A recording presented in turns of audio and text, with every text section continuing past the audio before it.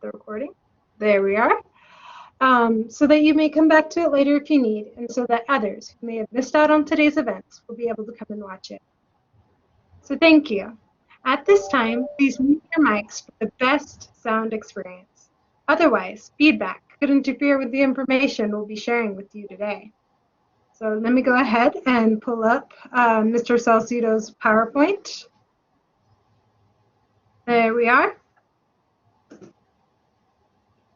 And we'll ask you to please mute your mics for the best sound experience so that your feedback doesn't interfere with the information we're sharing today.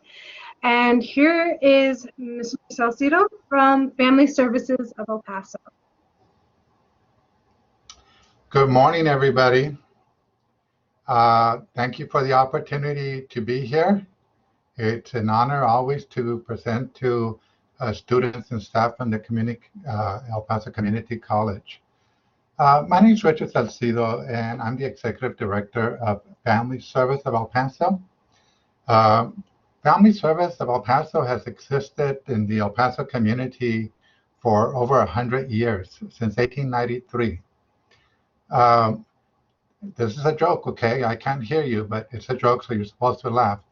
There's no truth to the rumor that I have been the Executive Director of Family Service, that I founded Family Service in 1893. I'm not that old. But what we do at Family Service is we do mental health counseling, and our purpose is to create access to mental health counseling to anyone, regardless of ability to pay. So anybody that needs counseling, whether they have insurance or not, whether they have financial resources or not, we'll see at Family Service.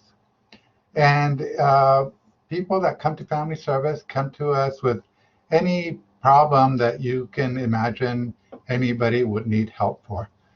Very serious problems and not so serious problems. Whatever it's a problem to someone, it's a problem to them, and we want to help them. So it's through that experience that I developed this PowerPoint, this presentation of 5 domains of healthy living. The 5 domains of healthy living are sleep, nutrition, exercise, socialization, and pleasurable activities.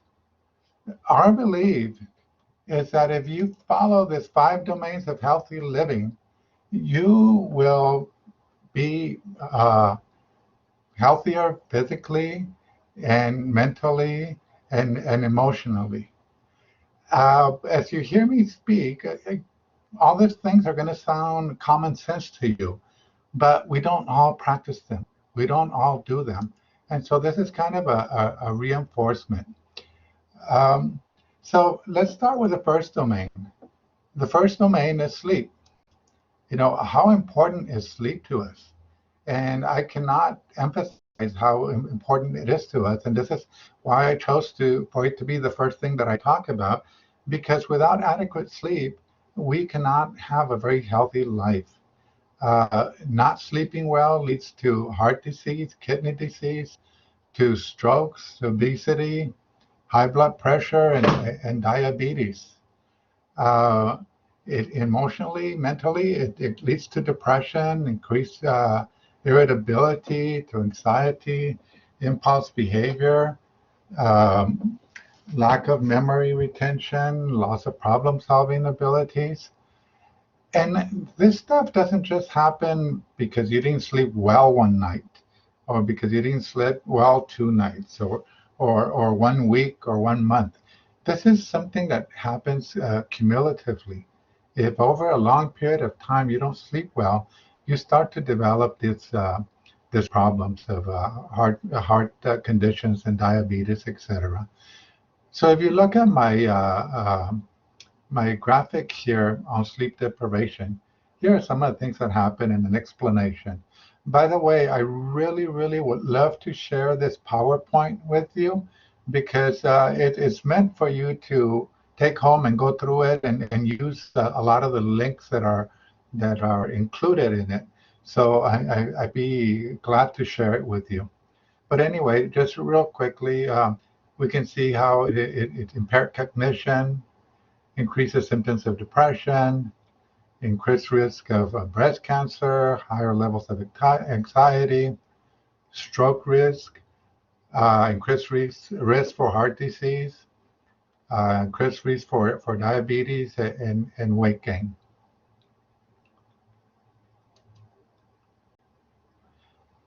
Sometimes when we can't sleep, it's not just that we can't sleep because we've got some things that we're worried about, although worry does keep us awake, or we had too much caffeine or things like that. Sometimes we have what are called as sleep disorders, like insomnia, sleep apnea, restless leg syndrome, narcolepsy, and you can see for yourself. Here are some of the symptoms of possible sleep disorders: snoring, daytime drowsiness, fatigue, headache, groggy feeling in the mornings, and feelings of depression. And so, if you have those symptoms that you can't sleep, you should see a doctor. Just if you had a medical illness, uh, there are sleep disorders that need to be medically treated. And and here you can see the sleep disorder and the symptoms of that sleep disorder. So if you are having a hard time sleeping, or if a friend is, make a recommendation that they go to the doctor. So one of the things that I recommend when you're going to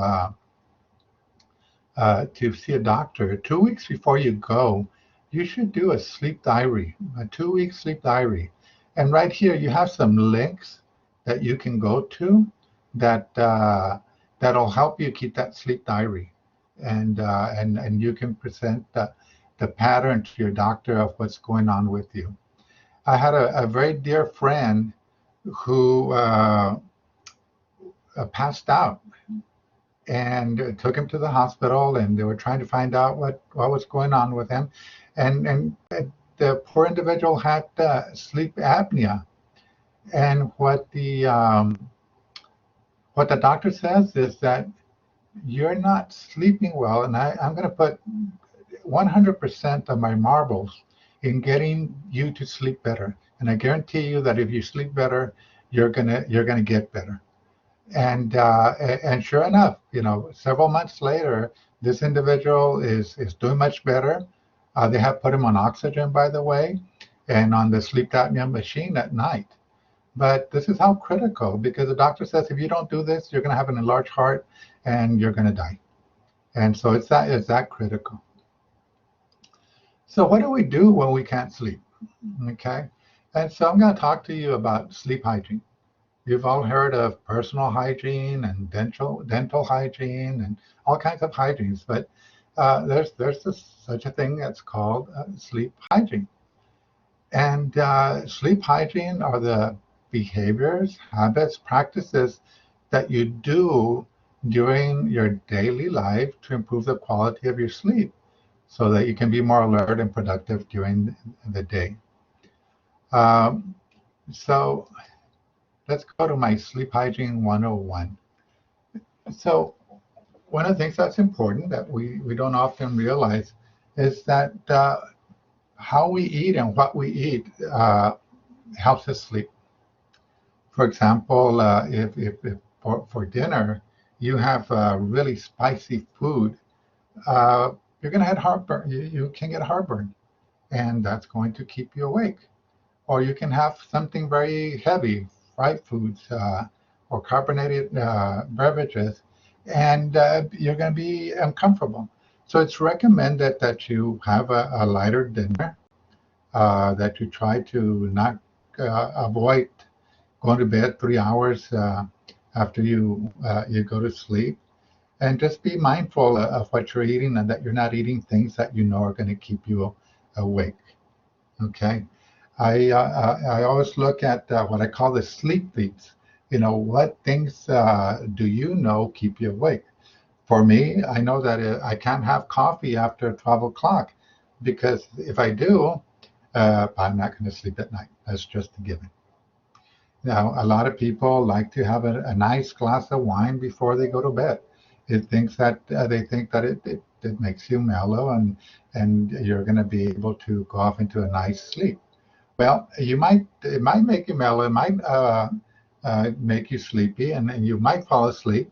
But after 2 or 3 hours, that alcohol becomes a stimulant, and it's going to wake you up. And so look for those things that I call sleep thieves, things that keep you awake. Now, a lot of this, the five domains that we're talking about, they interact with each other. So you're going to hear me talking about it in each of the areas. So the next thing, and we're going to talk about this later, is exercise.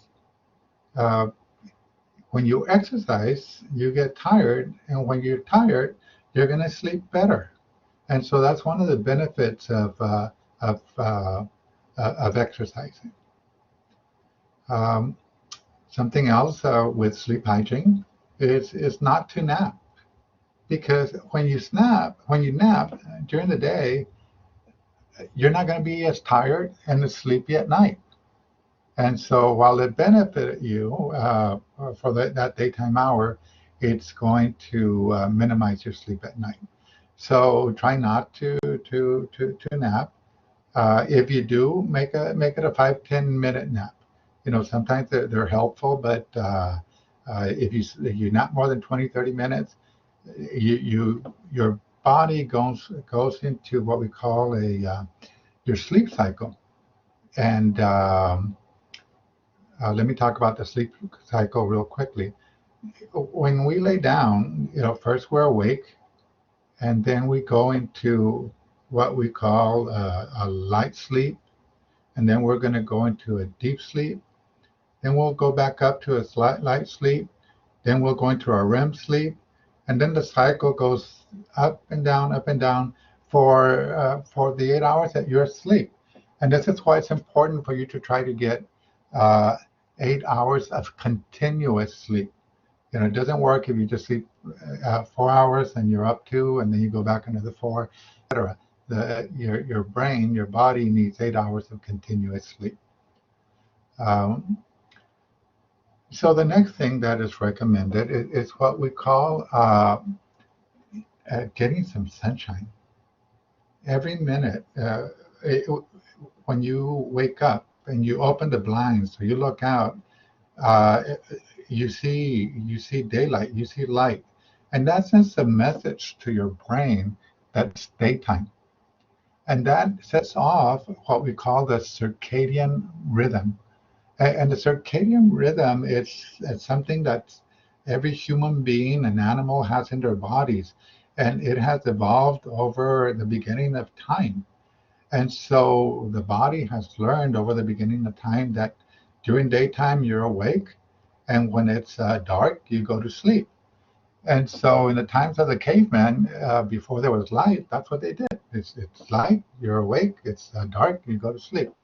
Well, now with technology and everything else, there's light, and you can stay. You don't have to go to bed when it gets dark.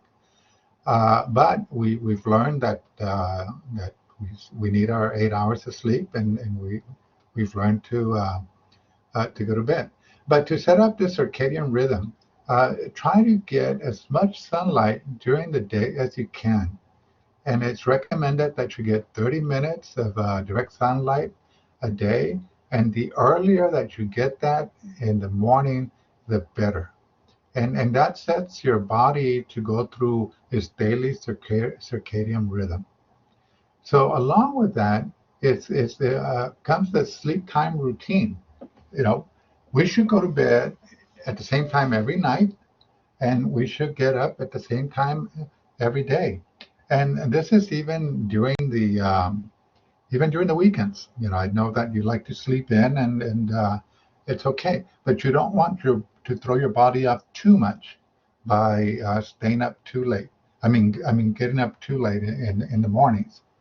And so I talk about doing 8 hours of sleep a night. And so do the math. What time do you have to go to bed to be able to get up at the time that you need to? So if you need to get up at 7 o'clock in the morning, then you should be in bed no later than 11. If you have to get up at 6, you should be in bed no later than 10. And so do the math to see how much time you what time you need to go to bed. Okay. Now, something that's real important is a routine. What time do you start winding down to be able to go to sleep? When do we start sending the body the messages that it's close to bedtime? And so, usually we'll have dinner and we'll interact with each other, maybe watch a little TV, do a little homework, whatever. But you're winding down, and the closer it is to bedtime, is where you want to have more of your routine. Um, I like to read for at least 20 to 30 minutes before I go to bed. And that sends a clear message to my brain to start winding down. What you don't want to do, and this is another one of those sleep thieves, is you don't want to get on your phone, because when you get on your phone, you've got that bright white light that sends a message to your body, the wrong message, that it's time to get up, that it's time to be productive, that it's time to scroll to your phone, and not that it's time to go to sleep.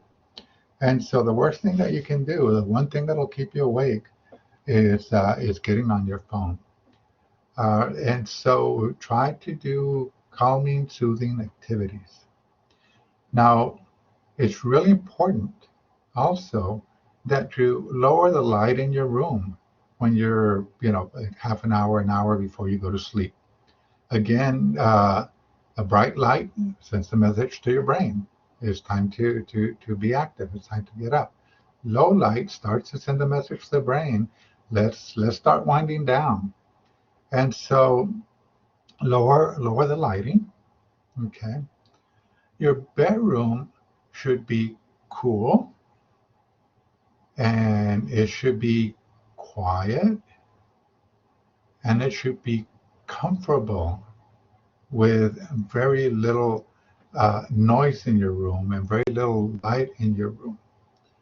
With technology today, our radios have lights, and our phones have lights, and our TVs have light, and so try to minimize the artificial lighting in your room. If you have to, drape a towel over it, or a T-shirt or something, so it can be as dark as possible. Close your blinds. In other words, you're setting the mood for sleep. You know, they say that sleep should be for two things: for having sex and for sleeping. And so that's the message that you want to give your body. Um, One of the things that I also like to talk about is that uh, try not to do your homework in your room. Try not to do your office work in your room. If you have your computer and your work desk in your room, take it out, because that sends a message when you're in your room that it's time to work. And that's the wrong message that we're giving our body. We want to give our body the clear message: this place is for sleep. And so it's real important. Now, something else with sleep hygiene 101 here, it's not in the list, is that if you sleep with somebody, or something like a dog, that somebody or that animal can keep you awake. People snore, dogs move, and it interrupts your sleep, and it breaks your cycle of 8 hours of continuous sleep. And so my wife and I, we go to bed together, but within half an hour to an hour, I'm going to get up and go to another room, because one of us snores. I won't say who, but one of us snores and keeps the other awake. And so we came into an agreement after several years of arguing. Why don't we just uh, allow each other to get up and go to another room? And so I was watching TV the other day, and lo and behold, find out that this is very common, and there's even a term for it. It's called sleep divorce, where couples have agreed, let's sleep in separate bedrooms because we keep each other awake. And so there's nothing wrong with it.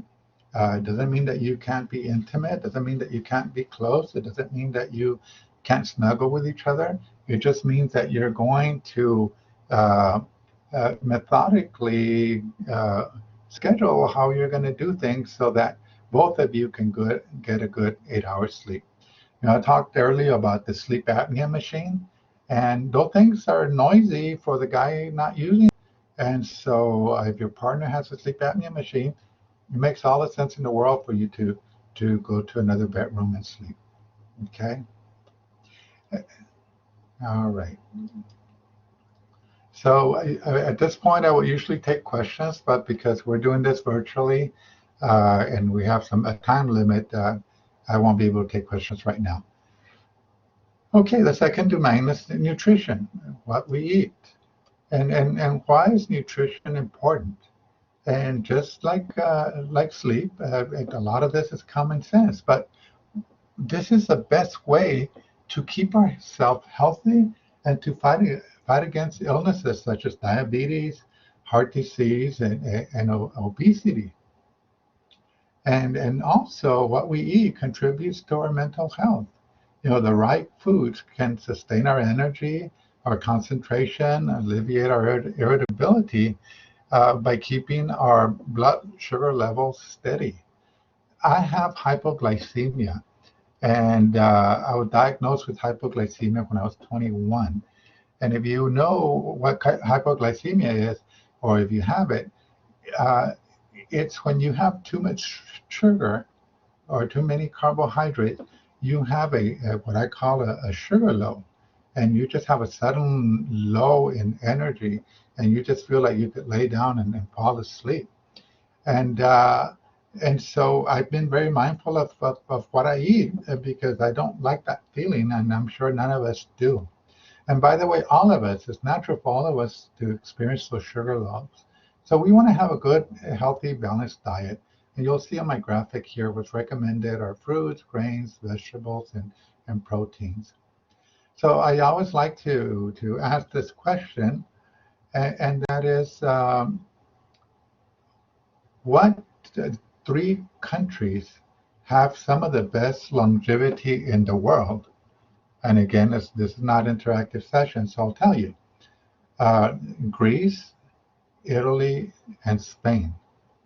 And so we all wonder, like, okay, why would they have such good longevity?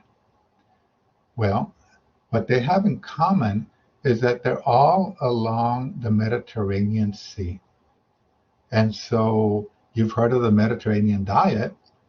So it's the Mediterranean diet is what's natural and normal to them. So basically, it's eating a lot of fish, which is very healthy to you, eating a lot of nuts, which is also very healthy, a lot of vegetables.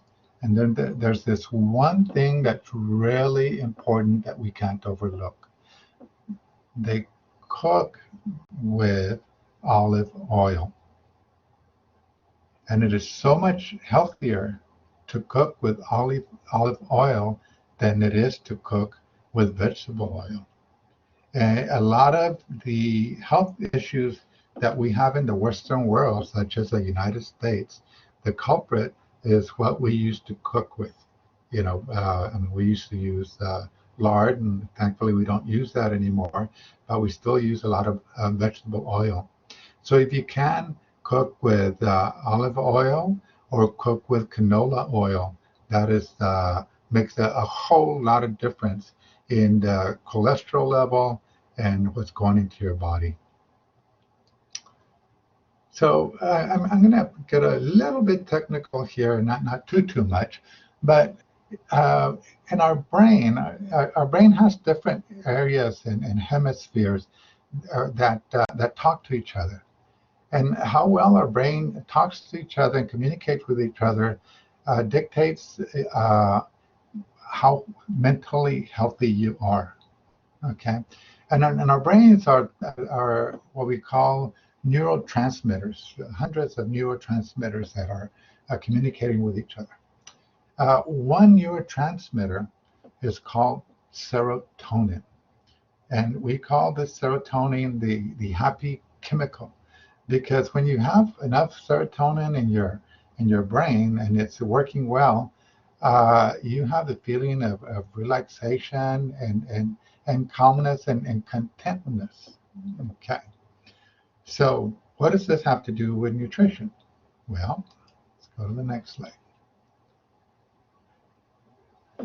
95% of our body serotonin is produced in our gut by our digestive system because it helps process our food and it helps our body get it to the parts of the brain that we need it to go to.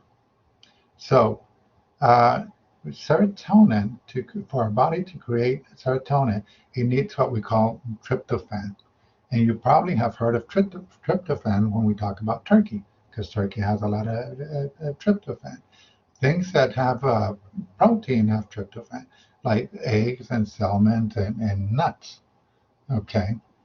But for our body to absorb the serotonin, it needs also carbohydrates, like whole grain bread, oatmeal, or rice, or nuts.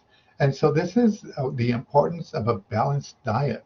You know, when we talk about fruits, grains, vegetables, and proteins, this is the most efficient way for our body to get the nutrients where they need to go to, including the serotonin. So, you know, when you're tempted to go on an all protein diet or no fat diet or no carbohydrate diet, uh, second guess that because a well balanced diet is what's best for you. And so this is an example of that.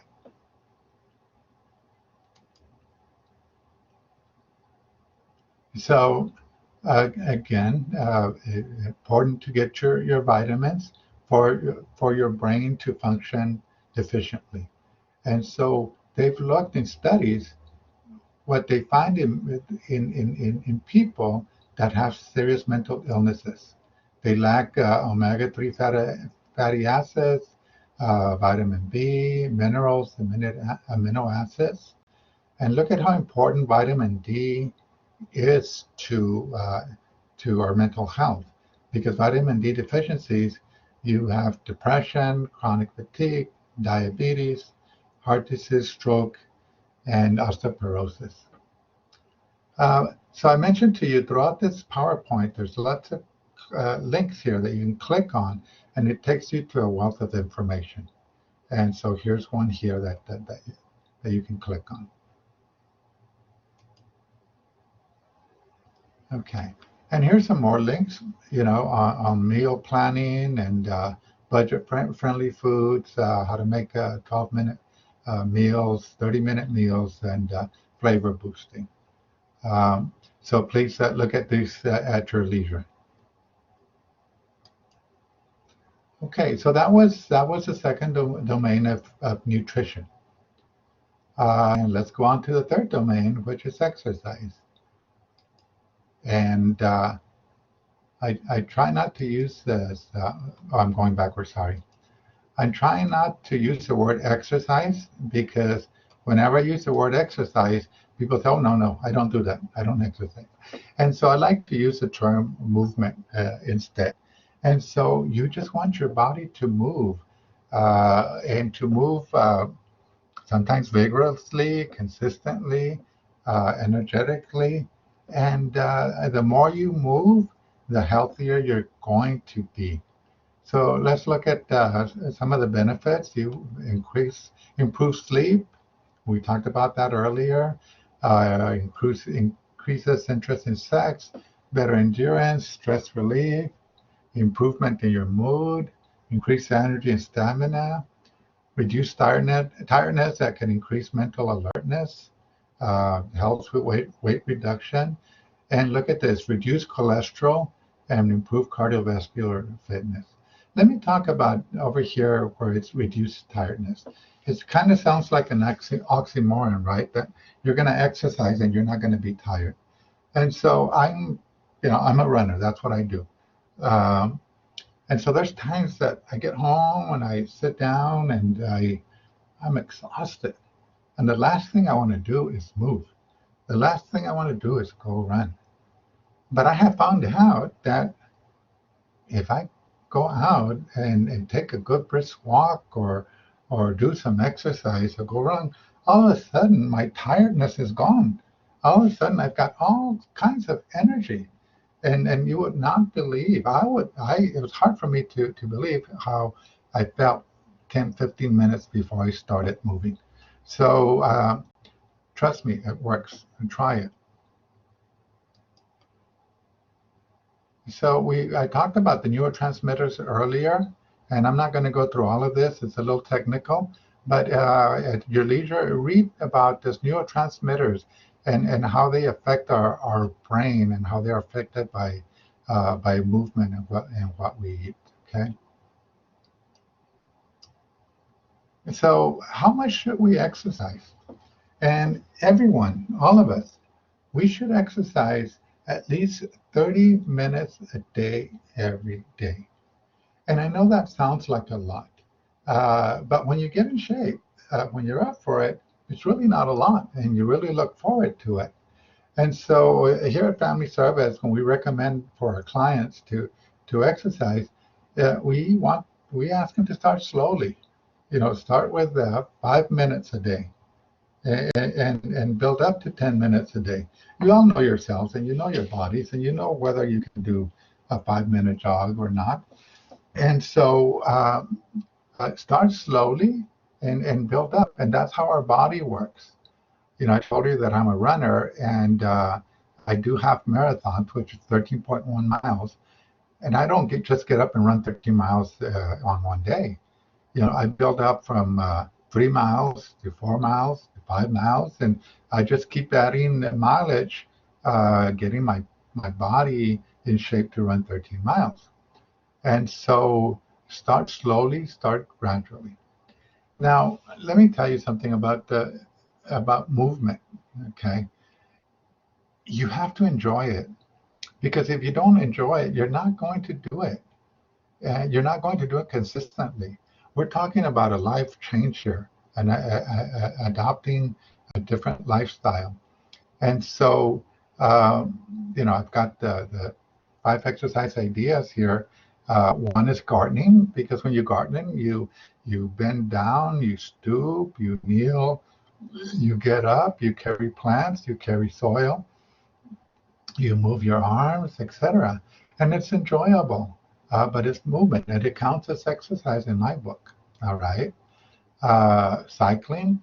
Cycling is really good for you because it's not as heavy on the joints, and it can be fun. It's pleasurable to ride up the street in a bicycle and going a little bit faster. Dancing. Oh my God, let me tell you about dancing. Studies tell you that is the best exercise for you because it's not only a good physical thing to do, but something is happening in your brain when you're dancing. Usually you're not dancing alone, you're dancing with somebody, so you're socializing also. But your brain is coordinating with your feet, with your hands, with your arms, and it's just really invigorating. And so take ballroom dancing, take Zumba classes, go out dancing on the weekends, whatever. But it is wonderful, wonderful exercise. Swimming is also real good for you. Of course, right now with COVID, we can't do this because the pools are closed. But it's low impact, and so that's the benefit of swimming. Let me tell you something else about, I talked about incorporating the 5 domains, but uh, when I was training for triathlon and I started to go to the pool, and I not swam since I was a little kid pretty much. But what I found out from going swimming is the camaraderie that folks build. I would go right before an aerobics class for older people and for people that had physical limitations. And so these people knew each other and they would talk to each other and uh, just the socialization that took place because they went 2, 3 times a week. And so that was another benefit. Aside from the exercise that they were getting, they were socializing and connecting with other people. So, again, start slow. Start with 5 minutes a day, 10 minutes a day. All of us sometimes have time limitations. So if you can't do the whole 30 minutes at one time, do 10 minutes in the morning and 10 in the afternoon, 10 at night. I was making this presentation at the Valle Verde campus one day, and this lady told me that during a break, she would walk for 10 minutes from one building to the next and run an errand. And then during lunch, she'd take a 10-minute walk around the campus. And then in the afternoon, when she'd have to do another errand, she'd take another 10-minute walk. So there you go. She got her 10 minutes of exercise in. So, uh, you know, exercise isn't the same thing for all of us. It's just simply moving and find a way to do it. I highly recommend it. Okay, this leads me to our fourth domain. The fourth domain is socialization, and that's connecting with people. And during this time of COVID, this has really been a big loss for us because we are seeing people face to face has drastically been reduced. I come into work every day, and where there used to be like 30 to 35 people at any given time here at Family Service, now there's three of us throughout the whole day. And so, my God, what a drastic change, right? And and so we have to go that extra step to try to connect to other people during these times of COVID. So why is it important to socialize? And so everything that I'm talking about here is based on studies and science. And so the studies tell you that talked about neurotransmitters before, but when we have a face-to-face interaction with somebody, it releases the neurotransmitter of dopamine. And dopamine gives you the ability to enjoy life. Okay, it affects your mood. Socialization also strengthens your immune system so that you build up resistance to illnesses. It alleviates the symptoms of isolation, anxiety, and depression. It lowers the risk of dementia. It improves your memory and cognitive functioning, and it increases your lifespan due to stress reduction. So before COVID, I read this article that loneliness is of epidemic proportions in the entire world, not just in the United States, in the entire world. Uh, what has led to loneliness? Certainly the social mobility, where families move away from each other to get a better paying job or have a higher quality of life. But we've become a very mobile society, and we don't always live around family. Also, technology has, has kept us apart from each other as well. Even though it helps us connect, it also helps us keep away. Um, and so another article that I read, and I had always had this misconception of this. I always thought of loneliness affecting the elderly, because they're the ones that are more likely to live alone with their kids being gone. But no,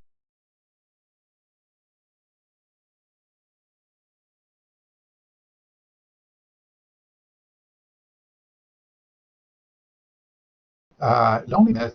Me, I looked around our clients here at Family Service, and we have a lot of young people that are referred here by their parents because they've graduated from high school and they're not doing anything. They're not working. They're not going to school. they're spending most of the day closed up in their rooms gaming, playing video games. And so they're losing really productive lives of their years and really productive years of their life, I mean. And it's not really, it's an avoidance thing. They're not comfortable with other people and they feel sometimes they have social anxiety and sometimes they have depression. And so rather than face their anxiety and their depression and other people, they isolate. And so it begins a cycle of keeping to themselves and not interacting with other people. But what's also happening is they're uh, getting more depressed and they're getting more anxious and they're not developing as productive citizens. And so they're not developing skills to work and earn money. And so it's a critical problem. And so, that's the importance of not isolating. So if you yourself are isolating, connect with others. If you have family members that are isolating, don't allow them to. Reach out to them and get them out and get them active and get them around people and get them communicating, get them to be productive. And that's one of the things that I always say. At the end of the day, uh, how productive are you? What did you accomplish? And you don't accomplish a whole lot, if you stay in your room all day long. Okay. Your brain is one of those things that we say if you don't use it, you lose it. And so if you don't use your brain, if you don't do puzzles, if you don't read, if you don't talk to people, it starts to atrophy, and you develop things like Alzheimer's and poor memory, things like that. You don't keep your mind sharp. So you need to be that's very conscious of that. Okay.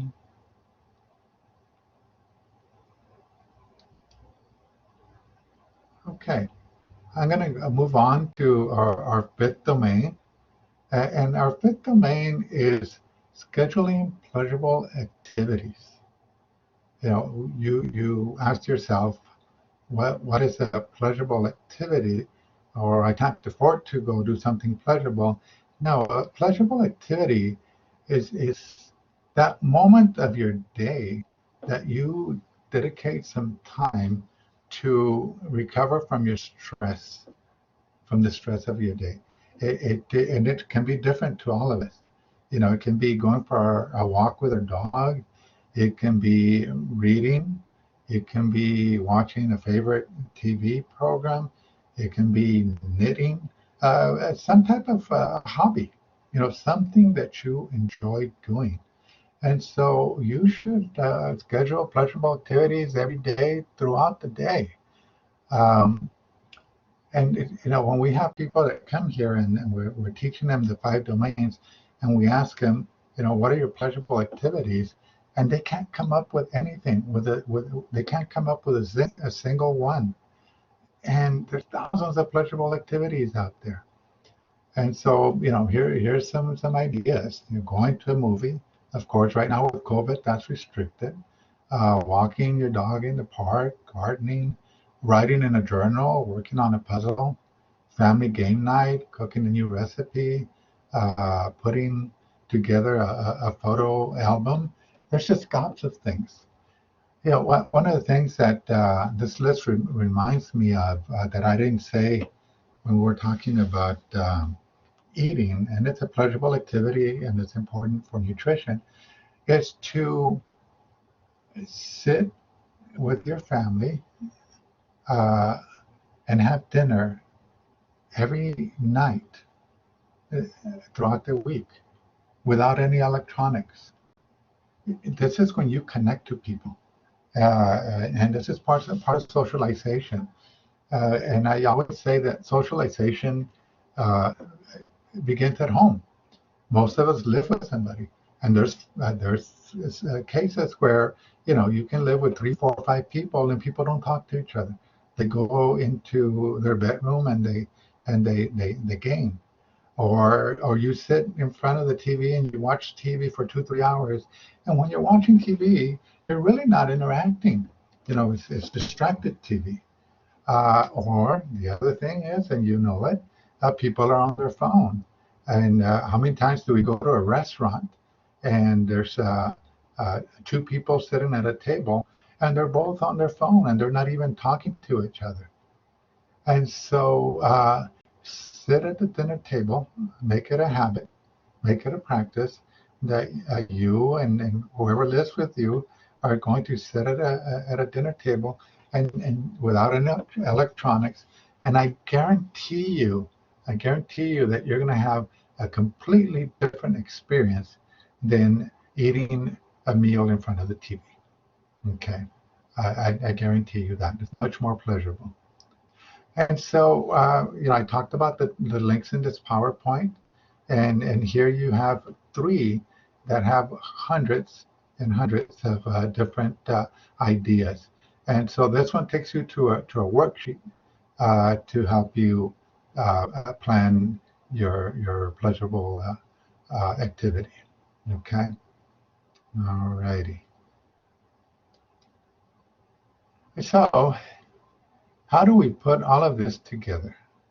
These 5 domains are not meant to bring more stress in your life, give you just that one more thing to do that you feel you don't have time to. This is something that you incorporate into your life slowly, gradually, and make it again, like I said earlier, a lifestyle change.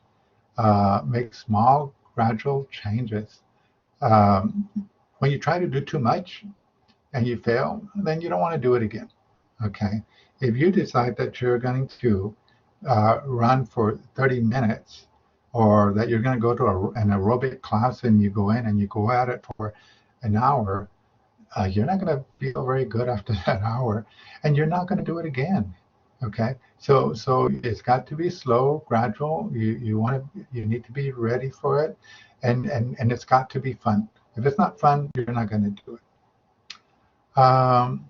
Write out a plan. This is what I tell my therapists here when I tell them to talk to their clients about the 5 domains. You can talk about it all you want, but unless you write out a plan, unless you write it down, they're not likely to do it. So it's the same thing with you. If you get a worksheet and you write it down or put it in a journal or whatever, you're more likely to do. What am I going to do today? And so again, here's some links here with some worksheets that'll help you do that. Okay. Be consistent. I said 30 minutes a day, every day, and do it every day. And yeah, you might skip a day here or two. Things happen in life. You might not feel well. You might be sick. You might have to work late, whatever.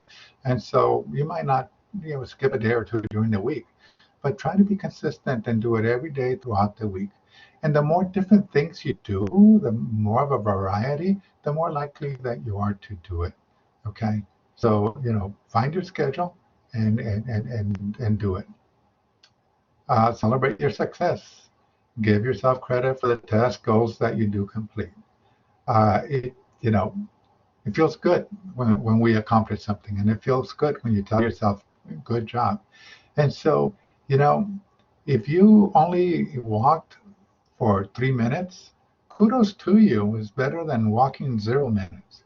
And so, build from the 3 to the 4 to the 5, from the 5 to the 10. Start slow, but give yourself credit for what you did do. But always challenge yourself to do more. Again, there's some more links here, behavioral activation records, and things like that. So finally, I did good. I'm supposed to be done at 150 and it's 149. But finally, enjoy it. Enjoy it. This is all meant to be for you to be happier and feel better mentally and physically. So I thank you all very, very, very, very much for your time. It's been a great pleasure for me to bring this to you.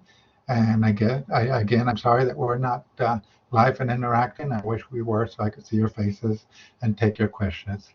So thank you all very, very, very, very much. You all have a good day. It's been a pleasure.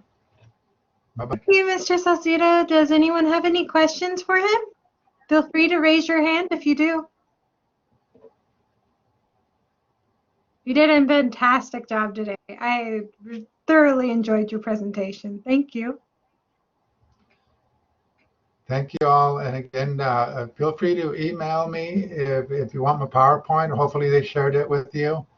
But thank you and enjoy. Have a good day. Yes, sir. Your PowerPoint is in the chat for them to be able to download. Wonderful. Wonderful. Goodbye, you all. Thank you, Richard. That was wonderful. We appreciate your time and all your wisdom. I already feel healthier just listening to all those tips. Thank you so much. Wonderful. Thank you for your comments. Take care. You too. Take care. At this time, we would like to give you a link to our online tutoring room. That's what I just posted a few moments ago, along with the PowerPoint link. It's go.epcc.edu/tutoring-live. We are open 7 days a week with friendly, trained tutors that are there to help you and welcome you into the online tutoring room. Let me go ahead and share that flyer for you. Oops, wrong one. There we are. And so we are open 7 days a week with friendly, trained tutors that are there to welcome and help you. We are even open over this next winter semester. So come on in on your own or bring a friend or friends and we can tutor you together. Also, if you need help with a specific course or you would like to work with a particular tutor, we have the online tutor finder. Give me a second, I'll get you that link. Copy. Here we go. Paste. There you go. The link to the online tutor finder there is in the chat. And you just sign in with your EPCC credentials, and from there you can either select a course or you can click View All Tutors to see all the tutor schedules. We would also like to share with you our online assistance PDF. You can take a look at it right here. And it's a very helpful document. It would, we'd like to encourage you to download our online assistance PDF, or OLA PDF for short. I'm going to put a link for you in the chat so that you may be able to download it. So go ahead and paste that in there as well.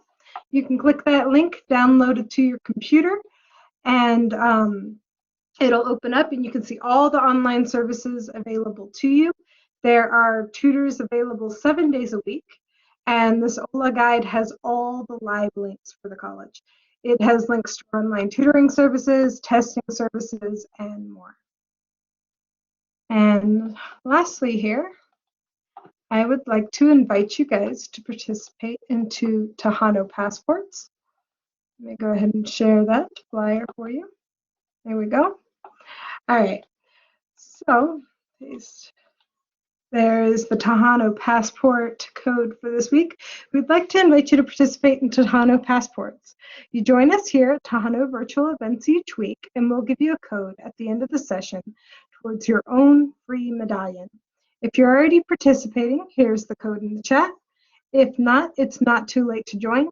This code will still be good later when you sign up. It'll be valid till midnight tonight. Now, if you need more information on that or you need help signing up, we do have the website for you. Let me go ahead and copy that and put that into the chat as well. There you are.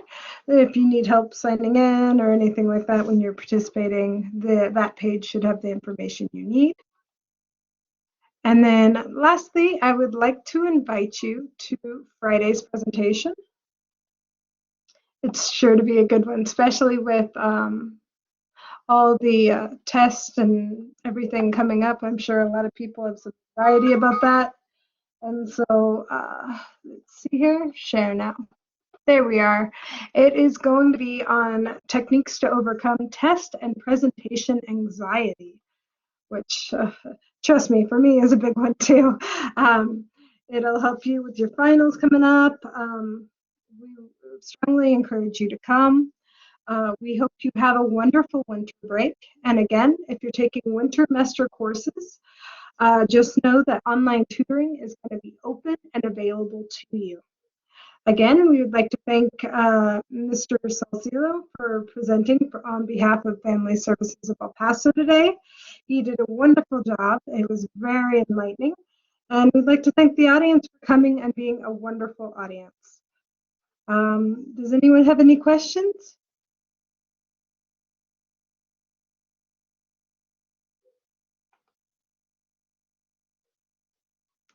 We hope to see you soon.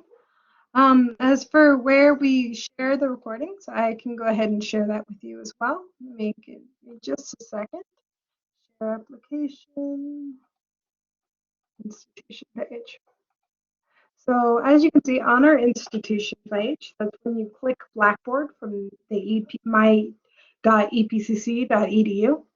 You can open up the Blackboard institution page. I can also copy that and put that in the chat for you.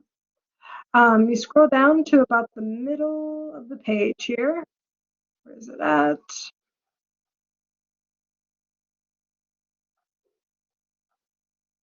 Right here. There we go. Tahana Virtual Events for Session Recordings. And as you can see, we have many of the links up and available to you. You just click the link and the session will open within the web page. Let me go ahead and post the institution page link just in case anyone's having trouble finding it. There you are. And you're able to access all the recordings from there.